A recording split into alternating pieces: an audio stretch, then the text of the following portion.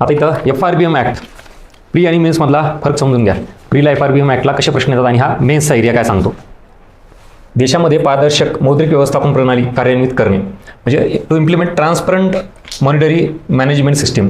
मुळात FRBM act जो आहे तो जे काही सगळं करायचं आहे ते regarding government, regarding fiscal policy या संदर्भात सगळ्या गोष्टी करायच्यात.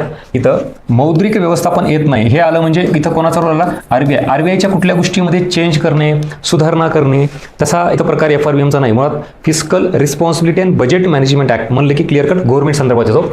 पण घाई गडबडीत फास्टमध्ये आपण काय करतो, देशामध्ये पारदर्शक वगैरे असे शब्द वापरतो, ह्याला बरोबर म्हणतो. सो लक्षात घ्या.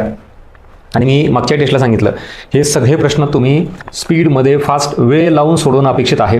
तुम्ही जर ह्याला निवांत अर्धा तास 1 तास घेऊन सॉल्व करत असाल ह्याला अजिबात अर्थ नाही.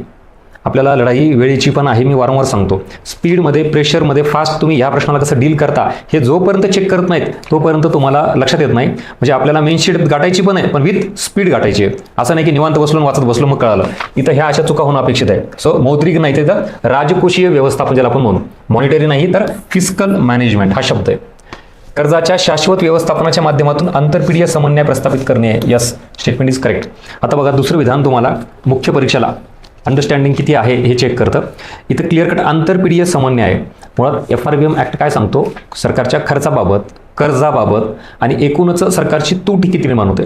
सरकारचा खर्च जास्त असेल तर तूट वाढते, तूट वाढली की कर्ज घेता येते आणि मग कर्ज घ्यावं लागतं नाविलाजाने. घेतलेली सरकारने आत्ताचे कर्ज सरकार खर्च करेल पण भविष्यात पुन्हा सरकारला हे कर्ज फेडायचं आहे, परत करायचं आहे. त्यावेळेला सरकारकडे उत्पन्न नसेल तर त्यावेळेला सरकार उत्पन्नाचे स्रोत क्रिएट करतो किंवा टॅक्सचे रेट वाढवतो आणि मग पुढच्या पिढीवर जेव्हा हे कर्ज भविष्यात परत करायचं आहे त्या पिढीवर काय होणार आहे, ह्या कर्जाचं ओझं पडणार आहे. म्हणून इथं काय शब्द आहे, हे आंतरपिढीय समन्वय प्रस्थापित करणे. उगाच आत्ताच्या पिढीच्यासाठी आपण जी कर्ज घेतलीत तर भविष्यात ती कर्ज परत करण्यासाठी त्यांच्यावर ओझं यायला नको, ह्याला म्हणायचं आंतरपिढीय समन्वय. म्हणजे इथं तुम्हाला इंग्लिशमध्ये अजून जास्त सोपं जाईल. हे इक्विटी कसली, इंटर जनरेशनल इक्विटी. इक्विटी म्हणजे समता म्हणा, समानता म्हणा प्रस्थापित करायला पाहिजे. हा FRBM ॲक्टचा एक सगळ्यात इम्पॉर्टंट पार्ट आहे. सो बी केअरफुल, लक्षात घ्या. आणि ते तुम्हाला मी सांगितलं की टॅक्सच्या स्वरूपात पुन्हा ओझं निर्माण करतात जे आत्ता घेतलेली कर्ज.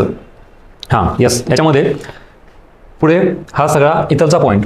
आता आपण मेन्सला आहोत म्हणल्यानंतर परकीय चलनाचे आदर्श व्यवस्थापन करणे हे इथं याच्यामध्ये येत नाही. मुळात हे काम कोणाचं आहे, हे RBIचं आहे. सो लक्षात घ्या, हा प्रश्न आपण प्रीलाही केलेला असतो, वाचलेला असतो. मौद्रिक धोरण, राजकोषीय धोरण, FRBM ॲक्ट. पण प्री आणि मेन्समधला फरक क्लिअर कट दाखवून देणारा हा प्रश्न तुम्हाला आहे.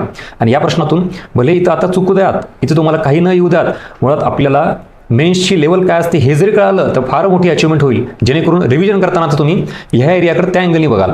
क्लिअर.